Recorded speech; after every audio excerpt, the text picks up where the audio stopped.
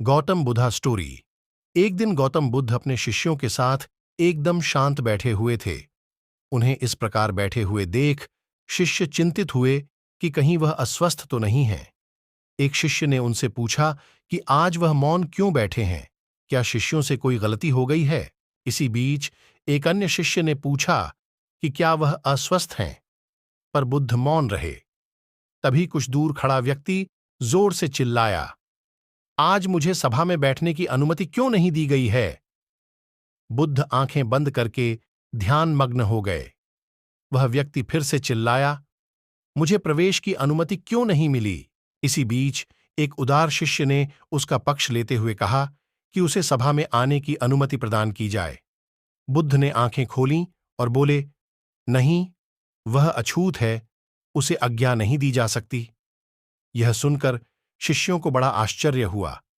बुद्ध उनके मन का भाव समझ गए और बोले, हां, वह अछूत है। इस पर कई शिष्य बोले, हमारे आश्रम में जात पात का कोई भेद ही नहीं, फिर वह अछूत कैसे हो गया।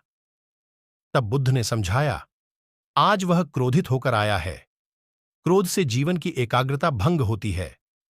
क्रोधी व्यक्ति प्राय मानसिक हिंसा कर बैठता है, इसलिए जब तक वह क्रोध में रहता है तब तक अछूत होता है। इसलिए उसे कुछ समय एकांत में खड़े रहना चाहिए। क्रोधित शिष्य भी बुद्ध की बातें सुन रहा था।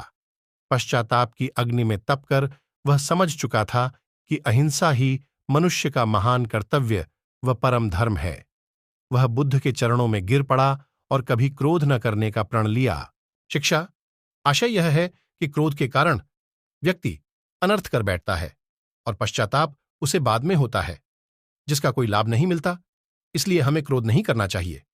असल मायने में क्रोधित व्यक्ति अछूत हो जाता है और उसे अकेला छोड़ देना चाहिए।